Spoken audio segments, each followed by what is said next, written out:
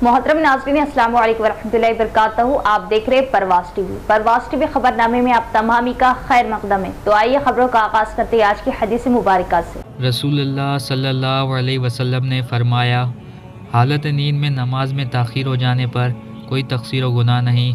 तक़सीर तो महज़ हालत बेदारी में नमाज मौखर करने में है।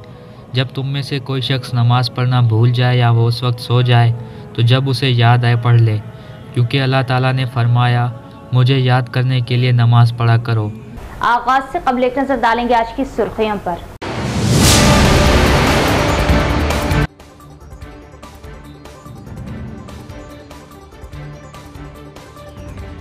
पार्लिमानी इंतखाबात के लिए जिला कलेक्टर की निगरानी में बैलेट यूनिट ईवीएम गोदाम मुंतकिल।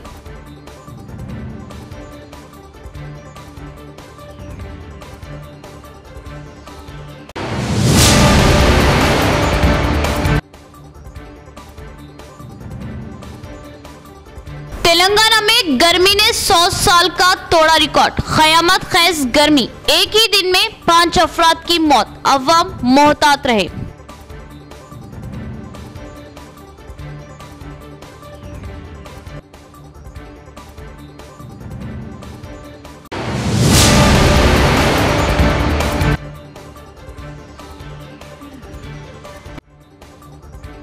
रायदही के लिए 11 रोज बाकी, 29 उम्मीदवार मैदान में। दर्जे हरारत का इंतखाबी सरगर्मियों पर असर।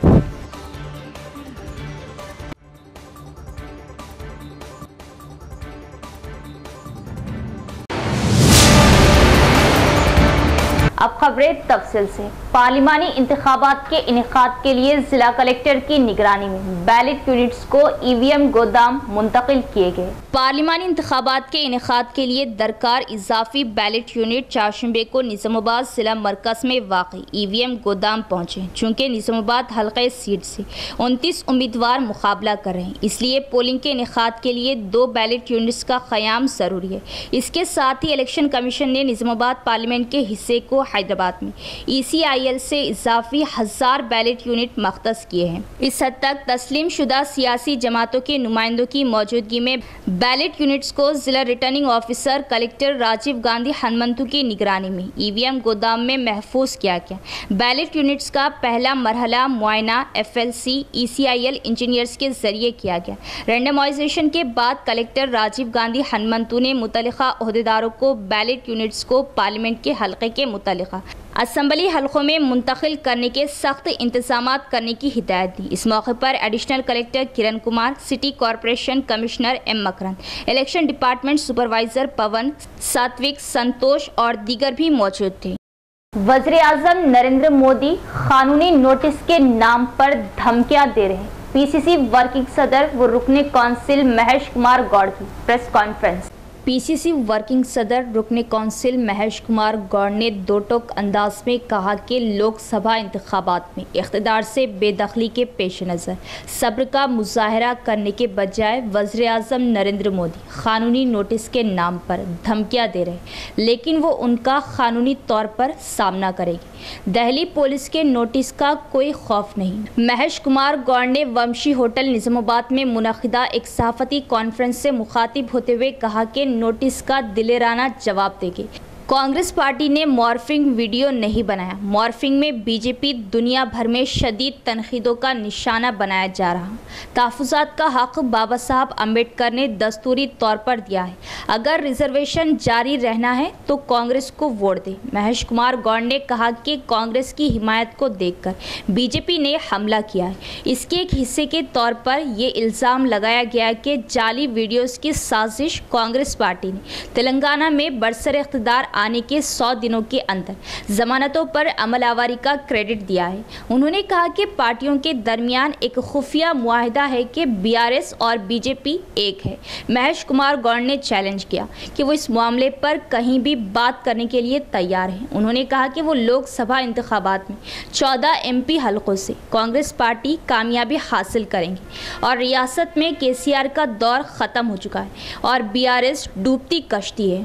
इस सहाफती कॉन्फ्रेंस में निजामाबाद पार्लिमानी उम्मीदवार T Jeevan Reddy, Urdu academy chairman Tahir bin Hamdan, city सदर Keshavenu, PCC general secretary Gadgu Gangadhar, Congress कायदीन एन रत्नाकर, जावेद अकरम, राजेंद्र प्रसाद दीगर भी मौजूद थे। వ్యక్తిత్వం తోడి వాళ్ళ కాంగ్రెస్ పార్టీ అధికారంలోకి వచ్చిన తర్వాత సోనియా గాంధీ గారు ఇచ్చినట్టు 6 గ్యారెంటీలో మెజారిటీ అంశాలని వల్ల మేము ప్రజలకు అందిస్తూ ఉన్నాం. గత 2 రోజులుగా పాదయాత్రలు చేస్తూ ఉంటాయి. ఎక్కడ ఏ మహిళను తట్టినా సంతోషంగా మమ్మల్ని స్వాగతం పలుకుతూ ఉన్నారు. ప్రతి ఇంట్లో మహిళలు నవ్వుతూ, నేను మా తల్లిగారింటికి పోయినా 4 సార్లు, నేను మొన్న జాతరకు పోయినా, మేము మొన్న ములుగు సమ్మక్క సారక్క జాతరలకు పోయినాం, ఉచితంగా ఫ్రీగా బస్సు ప్రయాణం చేసామన్నటువంటి ఆనందాన్ని మహిళలు వ్యక్తపరుస్తూ ఉన్నారు. దాంతో 500కే సిలిండరు. ఇవాళ మోడీ ప్రభుత్వం, బీజేపీ ప్రభుత్వం 1300కు సిలిండర్ అమ్మితే, ఇవాళ కేసీఆర్ గారు మనకు చిప్ప చేతికిచ్చిపోయిన ఈ ఆర్థిక ఇటువంటి పరిస్థితుల్లో కూడా మేము 500కి సిలిండర్ ఇస్తూ మిగతా డబ్బంతా రాష్ట్ర ప్రభుత్వం భరిస్తూ ఉంది. 200 లోపు యూనిట్లు కాల్చుకుంటే ఫ్రీగా కరెంట్ ఇస్తూ ఉన్నాం. ఆరోగ్య బీమా 10 లక్షలకు పెంచాం. ఇల్లు లేని వారికి ఇళ్ళ ప్రోగ్రాం పెట్టినాం. మెజారిటీ అంశాలు ప్రజలకు చేరువవుతా ఉన్నాయి. కొత్త అక్కడక్కడ రాకున్నా 3 నెలలు 4 నెలలు అయింది ప్రభుత్వం అని కొంత టైం పడుతుంది. అందరికీ కూడా సోనియా గాంధీ గారు ఇచ్చిన మాట ప్రకారం 6 గ్యారెంటీలు అన్ని అంశాలని ప్రజలకు చేరుస్తాం, అది నిరూపించుకుంటాం. జరిగే ఎన్నికల్లో మాత్రం నేను నిజామాబాద్ జిల్లా ప్రజలకి, పార్లమెంట్ ప్రజలకు కూడా విజ్ఞప్తి చేస్తూ ఉన్నాను. ఇలాంటి అవకాశం నిజమైన నాయకుడు మనకు దొరికినాడు కాబట్టి ఈ అవకాశాన్ని జారవిడ్చుకోకుండా మనం ఎన్నికల్లో చేతి గుర్తుకు ఓటేసి జీవన్ రెడ్డి గారిని గెలిపించుకోవాల్సిన అవసరం ఉన్నది. మా నాకు వ్యక్తిగతంగా ఒక అభిమాన నాయకుడు. ఆయన నడవడి, ఆయన వ్యవహార శైలు, నేను ఉదాహరణ చెప్తాను. నేను వర్కింగ్ ప్రెసిడెంట్ ఆర్గనైజేషన్గా ఎన్ని మార్లు జీవన్ రెడ్డి గారికి పిఎస్సి మీటింగ్ ఉందని, పిఈసి మీటింగ్ ఉంది, ఎప్పుడు హైదరాబాద్కి రమ్మని చెప్పినా నేను జగిత్యాలలో ఉన్నాను, పలానా గ్రామంలో ఉన్న మాట తప్ప ఎప్పుడు హైదరాబాద్ ఉన్నట్టుగా చెప్పలేదు. నేను నెలలో 1-2 రోజులు ఏదైనా అవసరం ఉంటే తప్ప నిత్యమైన జగిత్యాల ప్రాంతంలో పర్యటిస్తూ ఉంటాడు. ఏ పని లేకుండా పోయి వ్యవసాయ క్షేత్రంలో ఆయన వ్యవసాయం చేస్తూ ఉంటాడు. స్వతహాగా వ్యవసాయదారుడు, ఒక అడ్వకేటు, రాజకీయ అనుభవం, ఓపిక, సహనము, మాట్లాడే విధానము, ప్రతి చిన్నపిల్లని కూడా పలకరించే విధానం, ఇవన్నీ లక్షణాలున్న రాజకీయ నాయకులు దొరకడం అరదు. మా అదృష్టం జీవన్ రెడ్డి గారు మాకు దొరికారు. నేను మీ ద్వారా నిజామాబాద్ పట్టణ ప్రజలకి, జిల్లా ప్రజలకి, పార్లమెంటు ప్రజలకి అందరూ విజ్ఞప్తి చేస్తూ ఉన్నా, జీవన్ రెడ్డి గారు గెలిపించుకోవాల్సిన అవసరం మనందరికీ అవసరము. ఈ జిల్లా అభివృద్ధి కొరకు, ఈ పార్లమెంట్ అభివృద్ధి కొరకు మనందరూ అవసరము వారిని గెలిపించుకోవడము. 5 ఏళ్ళు అరవింద్ గారు ఏమీ చేయలేదు, జిల్లాకి ఏమి చేయలేదు. కవిత గారు 5 ఏళ్ళు ఆమె లిక్కర్ వ్యాపారం తప్ప ఏమీ చేయలేకపోయింది. ఇవాళ మేమెంత గర్వంగా చెప్పగలుగుతాం. మెడికల్ కళాశాల కాంగ్రెస్ హయాంలో వచ్చింది. ఇక్కడ ప్రాణాయిత చేవల 2021, 22 ప్యాకేజీలు కాంగ్రెస్ హయాంలో వచ్చినవి. గుత్పా అల్లీసాగర్ పథక ప్రాజెక్టులు, ఎత్తిపోతల ప్రాజెక్టులు కాంగ్రెస్ హయాంలో వచ్చినాయి. ఎయిర్పోర్ట్ విమానాశ్రయం జాగా పరిశీలన కాంగ్రెస్ హయాంలో జరిగింది. కాలేజీలు కాంగ్రెస్ హయాంలో వచ్చాయి. 10 ఏళ్ళ టీఆర్ఎస్లో మేము తెచ్చాము ఫలాందని చెప్పుకునేటువంటి ధైర్యం లేదు, సాహసం లేదు. నేను అభ్యర్థిని అడుగుతా ఉన్నా గోవర్ధన్ గారిని, ఒక్క మాట, ఒక్క ప్రాజెక్ట్ చెప్పండి మీరు, ఫలానా ప్రాజెక్ట్ తెచ్చామని ఒక మాట చెప్పండి మీరు. ఆ చెప్పుకునే ధైర్యం లేదు, చెప్పుకుందామంటే ప్రాజెక్టులు లేవు. ఇంకా బీజేపీ నాయకుడు అంతే, ఇచ్చిన పసుపోడు హామీ నెరవేర్చలేకపోయినాడు. సో నేను ఎందుకు చెప్తా ఉన్నానంటే, మేము అబద్ధపు వాగ్దానం చేసేది లేదు. అందులో జీవన్ రెడ్డి గారు అసలే చేయరు. ఏదైనా చేస్తే అవకాశం ఉండే చేయగలిగి. बोधनता मिर्जापुर ट्रेन का दोबारा आगाज होगा, शुगर फैक्ट्री बहाल होगी, सुदर्शन रेड्डी तालीम के मैदान में सिफर, भारी अक्सरियत से कामयाब करने बोधन में मुनाकिदा प्रोग्राम से एमपी उम्मीदवार बाजिरेड्डी गोवर्धन का खिताब। एमपी उम्मीदवार बाजिरेड्डी गोवर्धन ने बोधन रामाकांत फंक्शन हॉल में बोधन के बीआरएस कायदीन व कारकुनों के इजलास में शिरकत की। इस मौके पर एमपी उम्मीदवार बाजिरेड्डी गोवर्धन ने कहा कि केसीआर के दौर हुकूमत में कैसा था, अब कांग्रेस की हुकूमत कैसी है, अवाम को इस बारे में गौर करना चाहिए। कांग्रेस हुकूमत साबिक मुकामी एमएलए शकील आमिर को परेशान कर रही, उन्हें तालीम की तरफ आने से रोकने के लिए मुकदमात से परेशान कर गई। कांग्रेस की हुकूमत जो कई मसाइल पैदा करे, झूठी जमानतें देने वाली कांग्रेस की हुकूमत कहाँ है? रईतु बंधु 15,000 कहाँ है? पेंशन 4,000 कहाँ है? नौकरी कहाँ है? 4 महीने के अंदर बिजली नहीं, आबपाशी नहीं, पीने का पानी नहीं। तेलंगाना रियासत की तब्दीली का सहरा कांग्रेस हुकूमत को जाता है। मुकामी एमपी जीवन रेड्डी मुकाबला कर रहे हैं। 2 दोस्त, तुम जीतो मैं जीतता हूँ। बीआरएस पार्टी नहीं जीतेगी, उनका एजेंडा ऐसा है। कांग्रेस हुकूमत जिसने 4 महीनों में इतना कुछ कर लिया, अगर फिर से बेवकूफ़ बनाया गया तो हम रोएंगे। उन्होंने कहा कि वो अपने पैसों से चीनी का कारखाना खोलेंगे, उन्होंने कहा कि वो अपने पैसों से शुगर फैक्ट्री खोलेंगे। और क्या हुआ? मौजूदा एमएलए सुदर्शन रेड्डी ने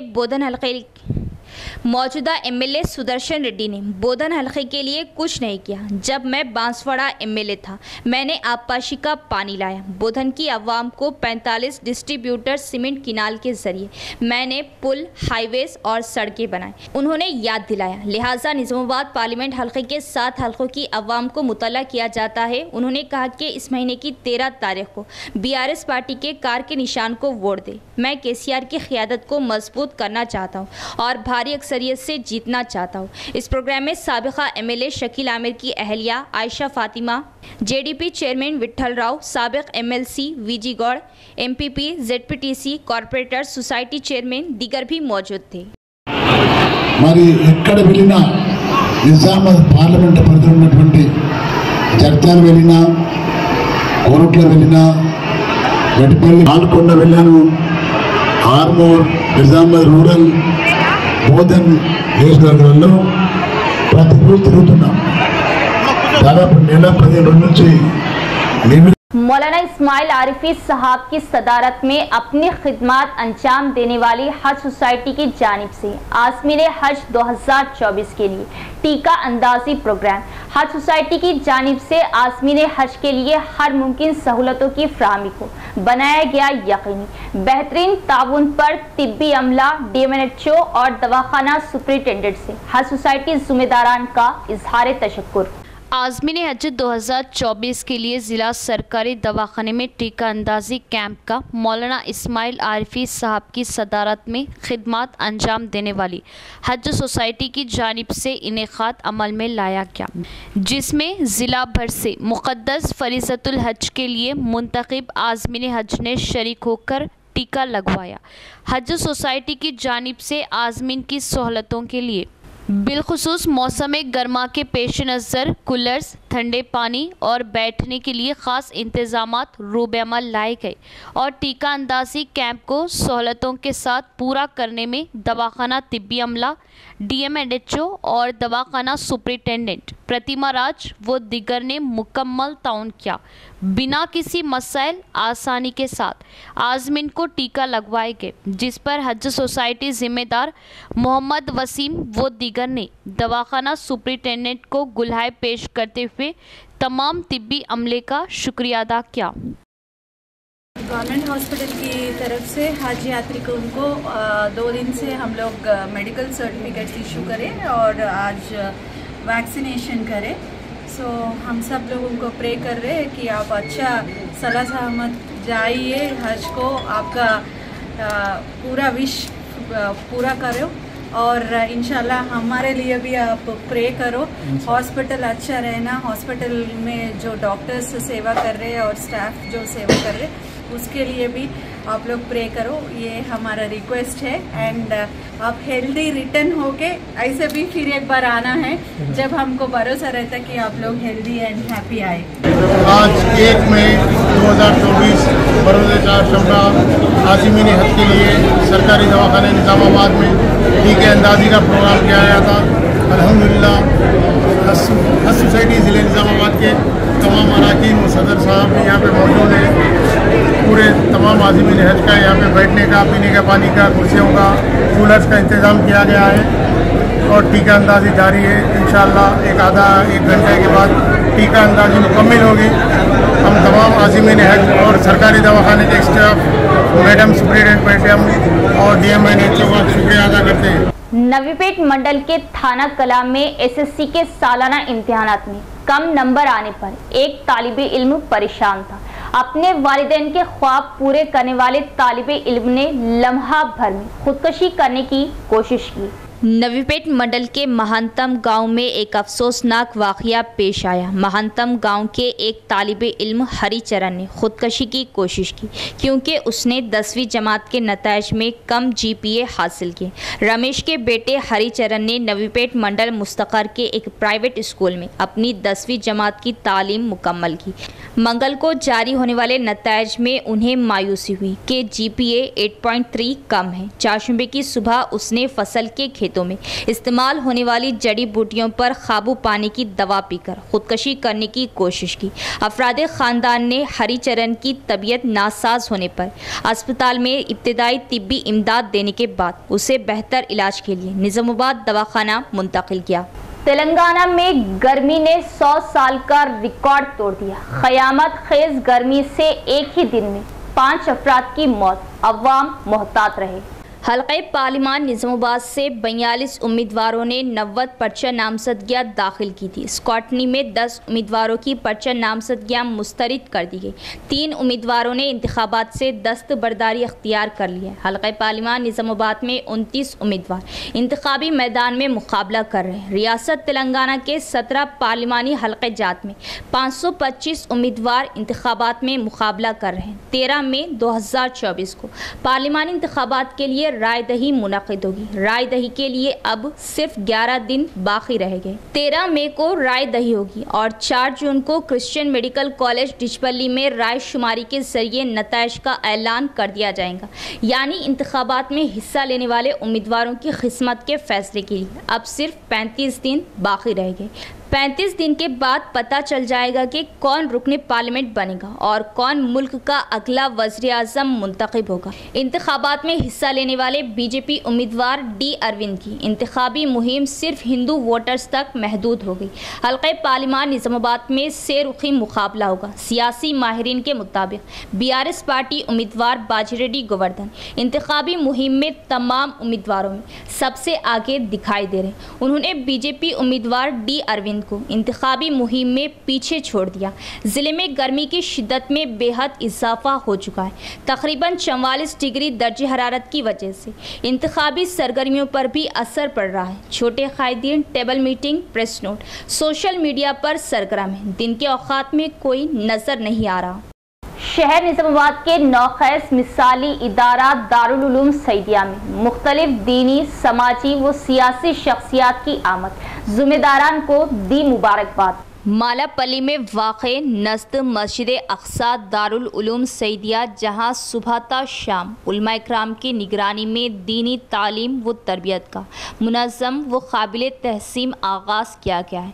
इस दारुल उलूम सईदिया के क़याम को वक्त की अहम तरीन ज़रूरत करार देते हुए ज़िम्मेदारान को दिली मुबारकबादियाँ पेश की और मुसलमाना ने निज़ामाबाद से इस्तिफ़ादे की ख्वाहिश ज़ाहिर की, जिनमें मुल्क की मोतबर इल्मी व दीनी शख्सियत हज़रत मौलाना सैयद मोहम्मद तलहा क़ासमी नक्शबंदी, रियासत तेलंगाना के मुमताज़ व मायनाज़ आलिम दीन मौलाना अब्दुल ख़वी नासिम इदारा अशरफुल उलूम हैदराबाद, मौलाना अहमद उबैदुर रहमान अतहर नदवी नासिम मदरसा इमदादुल उलूम हैदराबाद, शहर निज़ामाबाद की बुज़ुर्ग तरीन शख्सियत मौलाना मुफ्ती सईद अकबर, मौलाना खिज़र अहमद ख़ान हासमी, नासिम इदारा अनवारुल मदारिस सिटी जमीयतुल उलमा के सदर मौलाना एहसान अहमद क़ासमी, हाफिज़ लई ख़ान, मौलाना मूसा ख़ान नदवी, मुफ्ती मुख्तार देगलूर, अब्दुल बसीर प्रिंसिपल टेम्ब्रेज, वजीउल्लाह भाई Jamate Ahle Hadees, Waseem Ahmed Khan member executive member Eidgah committee, Shaheen college के ज़िम्मेदारान।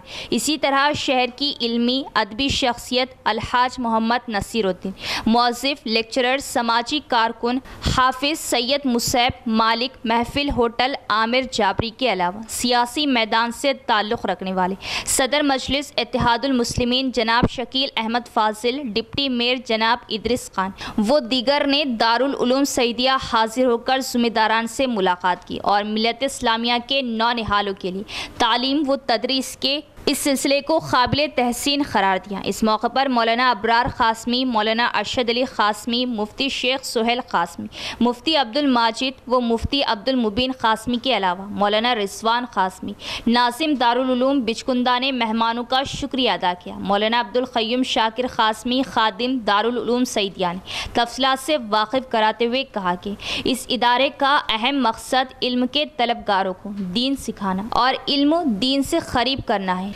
नौ फारिग उलमा इकराम के लिए मैदान कार फ्राहम करना है। अल्हम्दुलिल्लाह हम अपने इस अजीम मकसद में बड़ी हद तक कामयाब हैं कि यहाँ मुख्तलिफ दीनी व समाजी शोबेजात मौजूद हैं। बाद नमाज फ़ज्र 6 बजे ता 8 बजे एक शिफ्ट बनाएगी जिसमें स्कूल के बच्चे पाबंदी से तालीमी सिलसिला जारी रखे हुए 9 बजे तक 4 बजे गरमाई तालीम और मुस्तकिल मदरसे की तालीम हासिल करने वाले तलबा नूरानी क़ायदा, नाज़िरा कुरान और हिफ्ज़ कुरान के अलावा आलिम कोर्स की बुनियादी तालीम हासिल कर रहे हैं। असर की नमाज के बाद ता मगरिब में भी दाखिले जारी है।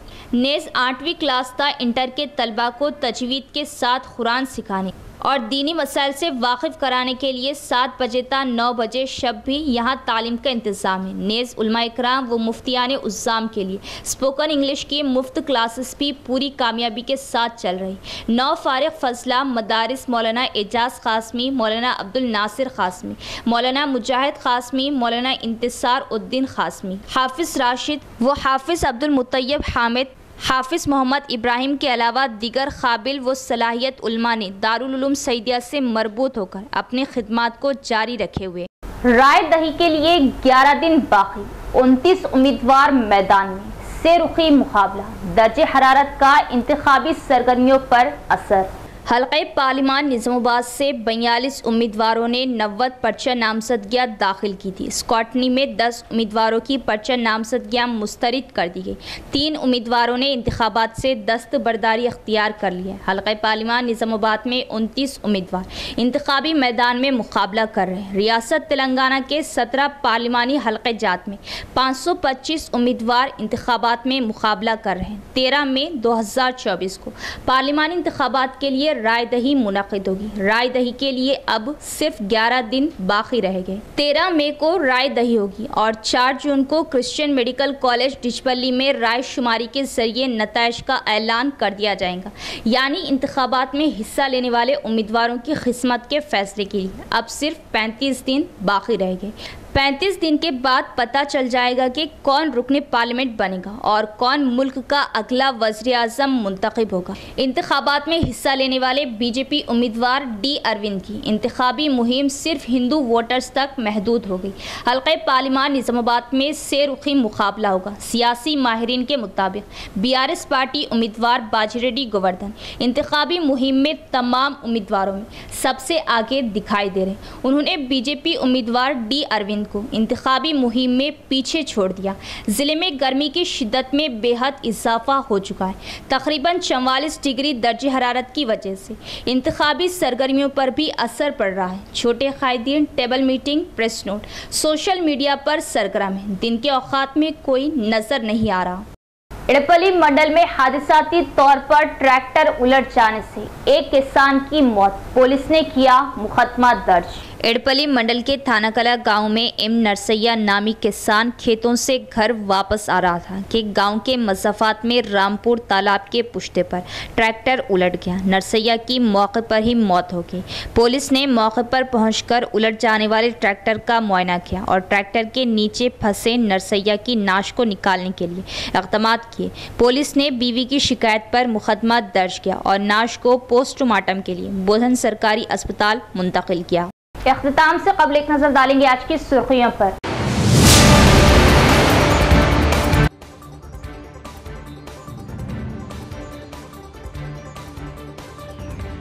पार्लिमानी इंतखाबात के लिए जिला कलेक्टर की निगरानी में बैलेट यूनिट EVM गोदाम मुंतकिल।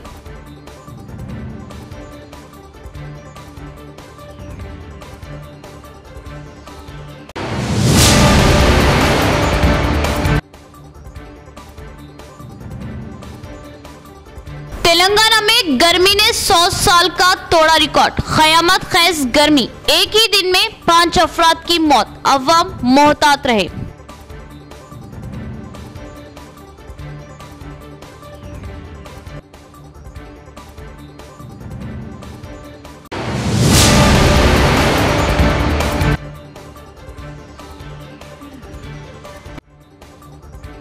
रायदही के लिए 11 रोज बाकी, 29 उम्मीदवार मैदान में, दर्जे हरारत का इंतखाबी सरगर्मियों पर असर।